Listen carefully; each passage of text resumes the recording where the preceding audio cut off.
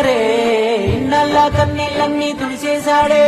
తెల్లాని నవ్వులు నువ్వే చల్లని వాడే తెల్లారా గట్లా ఎలుగై ఉదయించాడే సూపులకి సిన్నోడేమో పసిపిల్లోడే రేపటి ఆపదలే తీర్చేవాడనిపిస్తున్నాడే నాయకుడు అంటే అచ్చం విట్టుంటాడే అన్నా నానుడికి సరిగా ఇతడే సరిపోతాడే